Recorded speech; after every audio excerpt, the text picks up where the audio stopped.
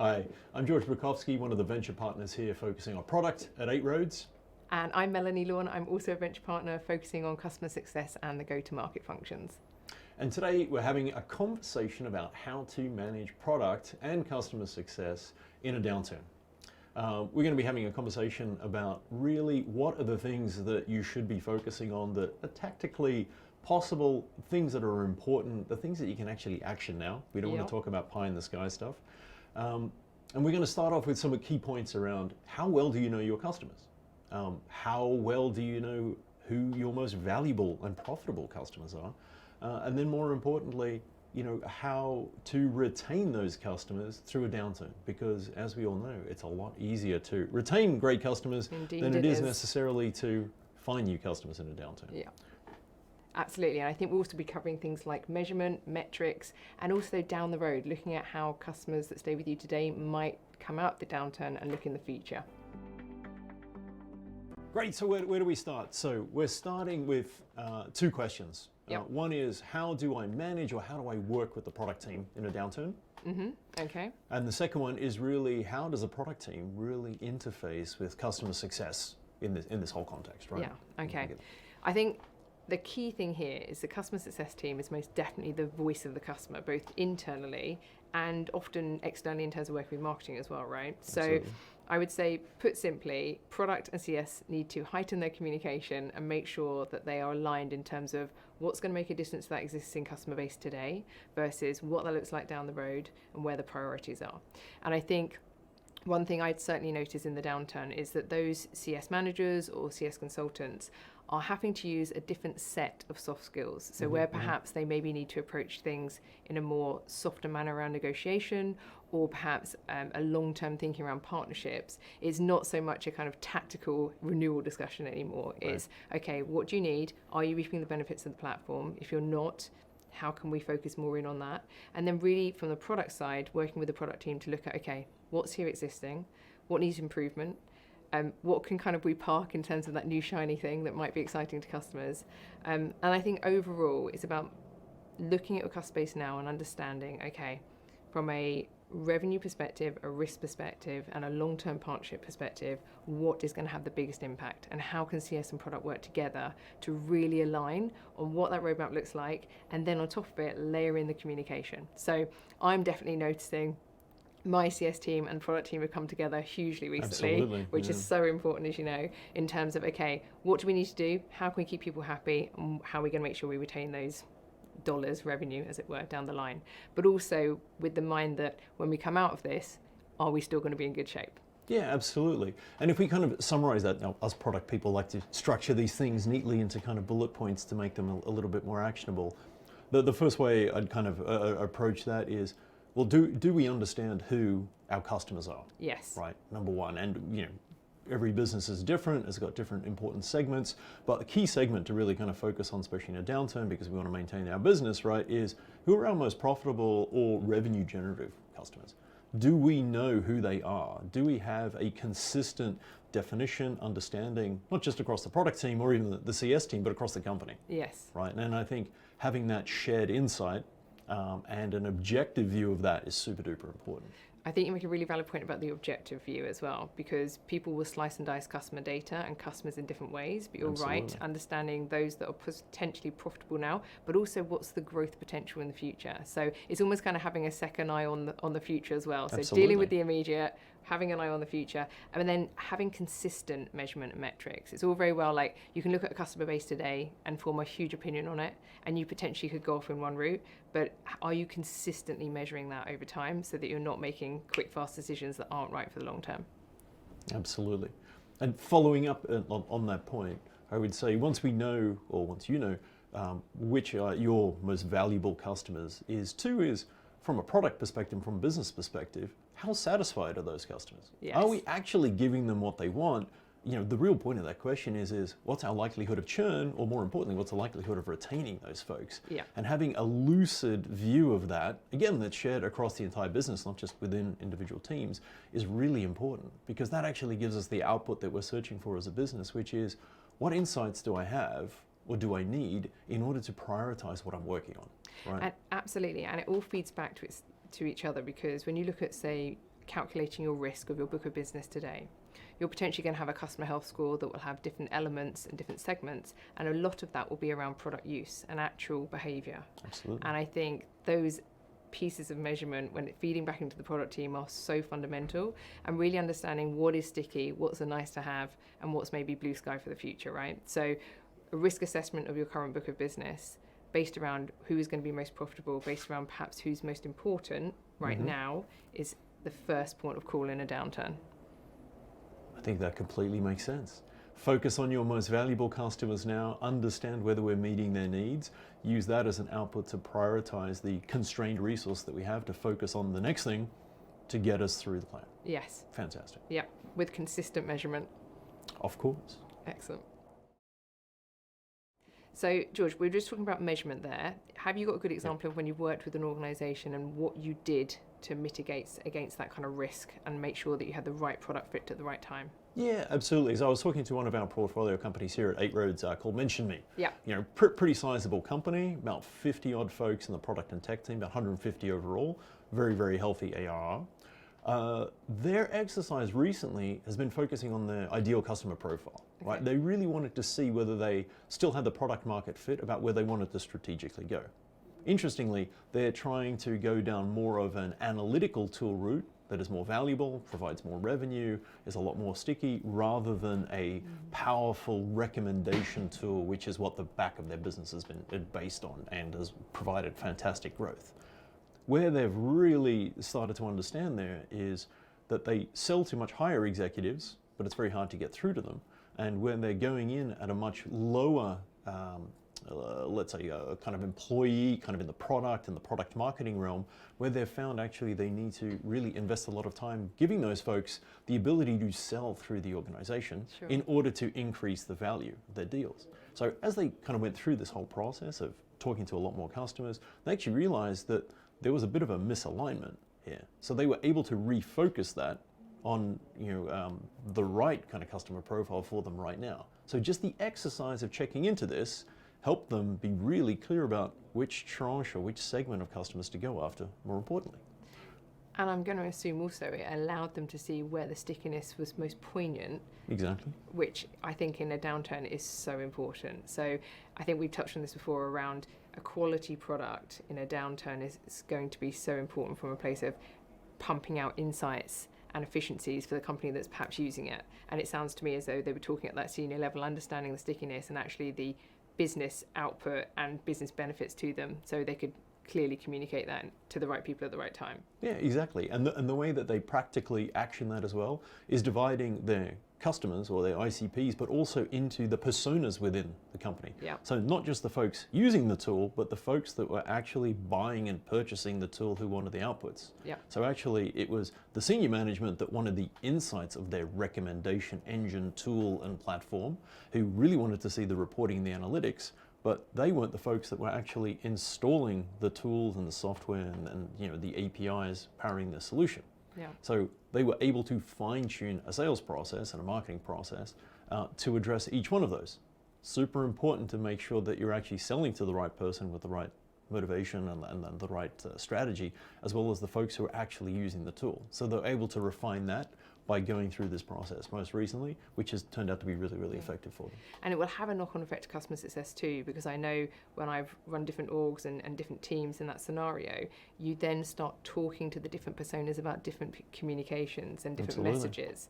And that again can really help with that customer health. So to those that perhaps a light touch on a platform or a product, okay, your communication will be very different to, as you say, a senior person that's looking to reap the benefits of reporting and what have you. So yeah, that makes really good sense. So George, we've talked about lots of bits and pieces in terms of metrics and measurements and customers and understanding personas, but could you give me a very solid example of how you structure this across the wider business?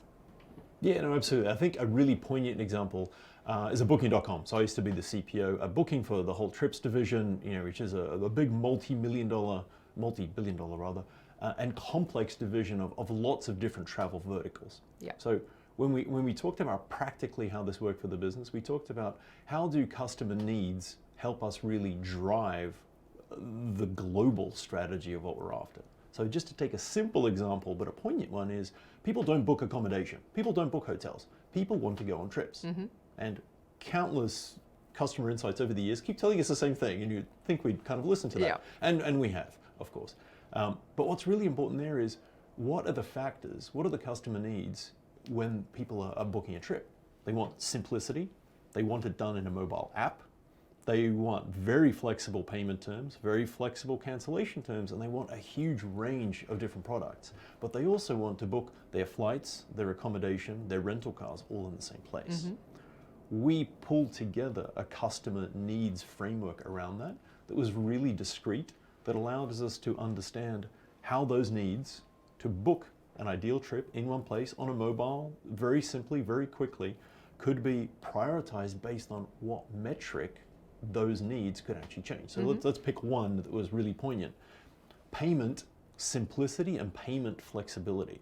Booking invested a huge amount of money in a big fintech organization. Why? Well, not only are we turning over billions in revenue and bookings, but the commission structure there to external payment providers was actually pretty high. The customer need was to make this simple, but what was it driving? It was driving both revenue, but more importantly for Booking as a publicly listed company, profit is one of the big metrics that provides a lot of shareholder value. We were able to slash hundreds of millions in processing fees because of a focus on fintech. So not only were we able to prioritize that usability aspect of storing the card, paying for multiple services at the same time, hotels, cars, etc., but we were able to eke out a huge profitability win. So by prioritizing the right things, even in a downturn, and especially this was the same case in COVID, we were able to make the business massively more profitable. Right? Another great example is, you don't need to use a customer needs framework, but everyone's probably familiar from a product world of jobs to be done, is how do we define the jobs that our customers need to do to be successful? Yes. Very analogous. Mention Me uses a great series of those to, again, prioritize what jobs does their product and their business need to focus on to make their customers successful and help retain their business. Super. I mean, both very strong case studies of how this can really work if you take a structured approach in a time where business is perhaps difficult. Absolutely, and I think the big takeaway from it is this is not just for product, it's not just for CS, this really should be at the senior leadership team level where everyone has the same view of what the customers really want to do with their product or their service and whether they're actually getting some benefit out of it. How well are we meeting those needs? And I think that's the big takeaway here is everyone can look at this objectively and have trust and faith that we've got the right framework. Shared responsibility, not just sitting on products and CS. Exactly. Yeah. It always feels like it's on our shoulders, but it's not true. It's not, agreed. Cool. So another question that I keep hearing, which is fantastic, and frankly I've asked it myself, is should I be focusing on really fine-tuning or investigating my current products and services, or should I be focused on the new shiny thing that the company should be building to capture new customers and build out new revenue streams? So we actually had a look inside, right? So the company I run called Deep AR, we do deep learning and augmented reality tech. It's an SDK or a software development kit for developers. It's got quite a few developers on it who can put their own AR features in other applications and websites, which is great. But it's technically quite complex. So we actually did the exercise. We hadn't done it in a while, to be honest. Yep. Oops, mea culpa. But I spent a few weeks literally with 15, 20 interviews per week going through to not just the best customers who are going to tell me what I want to hear, i.e. they're already using our product well, but customers who have maybe dropped off and other ones who are using us in kind of a middling way to go and get some proper insights. And what we found with one of our tools, which is it's a creation tool for augmented reality experiences, is pretty complicated. It's very functionally rich.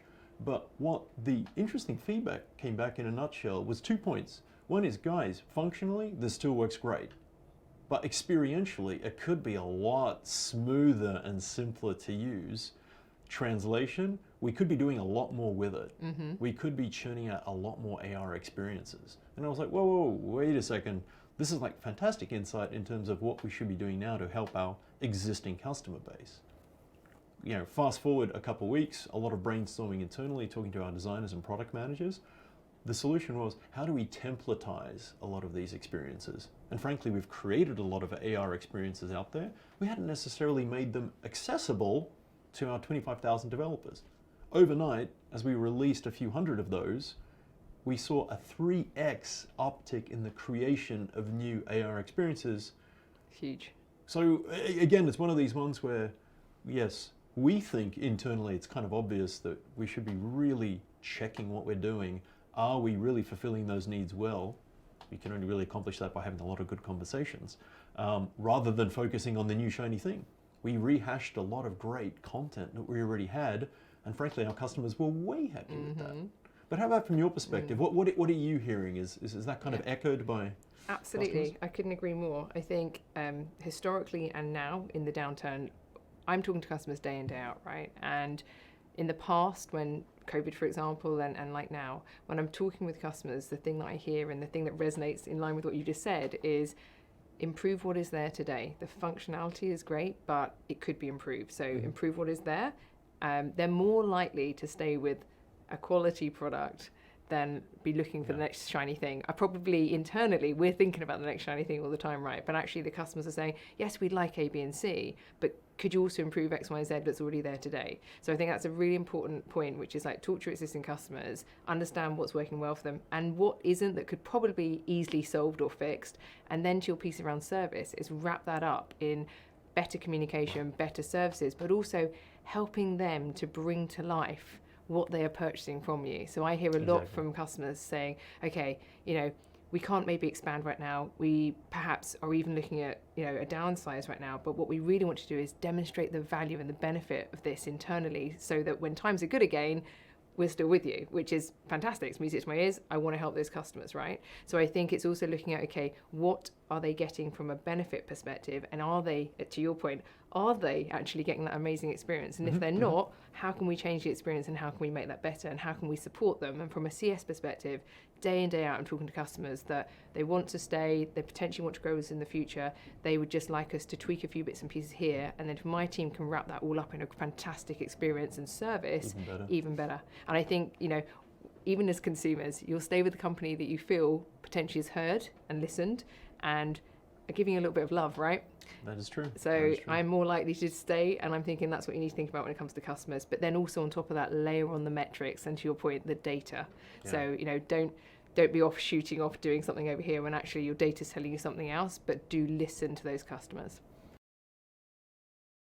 So I think our final kind of major question that I keep getting asked all the time, whether it's in a downturn or not, but even more poignant right now, is how do I measure the performance of my product organization? Yes. Wow, that's a fun one. It's a big one. Yeah, it's always like anyone asking that question of how do I measure someone's performance is always a little bit, Yeah. But I think there are 4 key areas, and I think you can divide them into 2 kind of big chunks. One is really about the efficiency of our organization to be able to deliver a product, right? Can we keep our promise? Can we deliver something on time? Is it the right thing that we've delivered?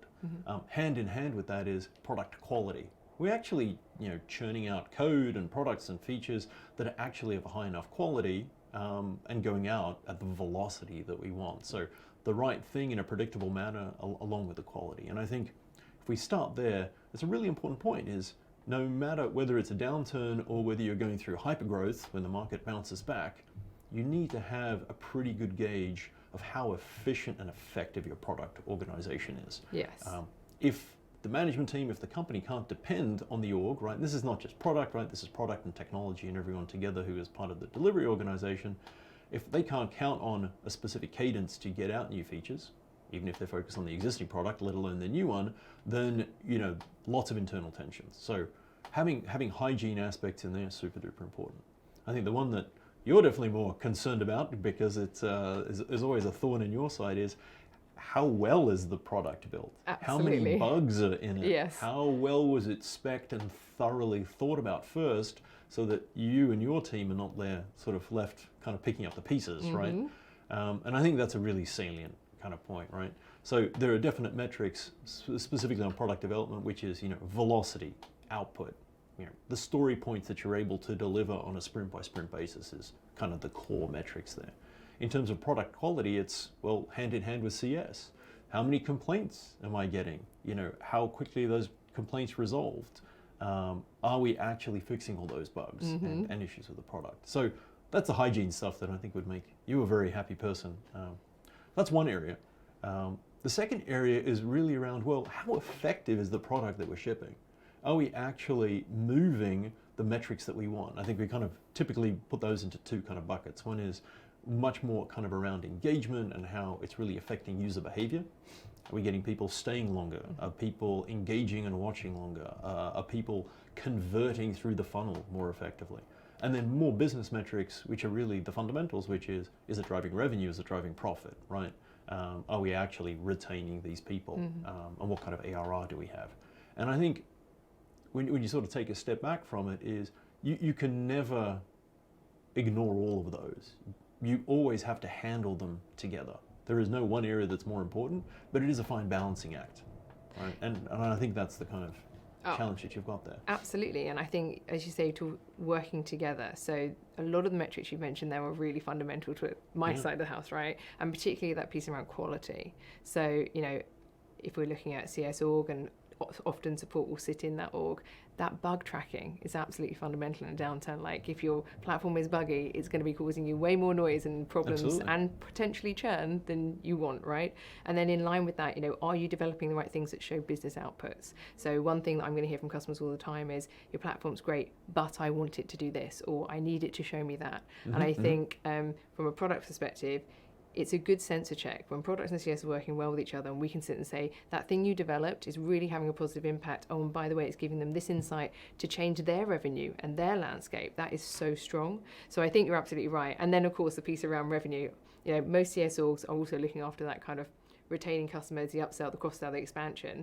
If you are building something that is quality that my customers want, that makes my life so much easier. So it's so important that the metrics that you're working with in your team, the metrics I work with in my team, are aligned, but also feeding back into each other all the time. And I think that communication piece in a downturn between the two teams and the wider organization, of course, marketing and sales, such like, is just absolutely fundamental. And I think CS has the jobs to do in terms of listening to the customers, hearing what they're actually saying is really important, then translating that into what is tangible for product to be looking at and potentially building or demonstrating or improving, to then close the loop and go back. And one thing, you know, I've done in organizations before is when we've gone through a renewal cycle or we've landed a great expansion, we've actually shouted that out in a company-wide channel to make it clear that because product did this, we've managed to do that. And I think that is so important, and it really brings the team together in what is probably a difficult time. So George, we've spoken about a lot today, and there's some really great insights here. Give me a summary of what you would do and what advice you would give from a product stance in a downturn. Yeah, absolutely. I think the first one is really make sure you've got that nice objective view of who your customers are and your most important customers, right? Make sure you can write that down, make sure you've got the clear metrics, make sure you understand really what's important to your company, whether it's the most valuable, the most frequent, the most engaged. Have an objective view there that not only you and product have, but that the whole company shares, right? To make sure you're all on the same page. That's kind of number one. Yeah. Number two is really do a bit of a diagnostic about what features, what services do you have that are keeping people here, right? Keeping people with you. Why are they paying money with you? Having a up-to-date view of that is really important, because in a downturn, things do change and needs do evolve. So make sure you've got a current view of that. And then three, use that view, share it across the company, but help drive product prioritization from there. If there are clear opportunities to fix what you have, listen to them. It's much easier to focus on the customers you have and to retain the business that you've got than going after new things. If you've done that, then great, you've got a really, really solid basis and foundation. And then just as the kind of capstone of it, just make sure you've got all the product core practices down pat. Is your product development organization working really well? Do you have the right velocity? Are they working great with tech? Do you have the right product quality? And then you can move on to ensuring that the product features are driving the business and the kind of core user metrics themselves. So I think that's the way I'd summarize it. Yeah. How about you? Yeah, very much aligned with you, actually. I think for a CS organization, it's most definitely about keep listening and listen really hard. What is the actual thing the customers are asking for, and what's going to have the biggest impact? And obviously continue to be the voice of the customer internally to communicate that out to the teams such as product and marketing. I also think your point around hygiene and making sure you've got your own processes in place, that's absolutely right. So as a CS team, it's important to just stay focused on what really makes a difference. and support all of that through metrics and measurement, and consistent metrics and measurement, because, as we've mentioned, so much easier to retain the ones that you have versus bring the other ones down the line.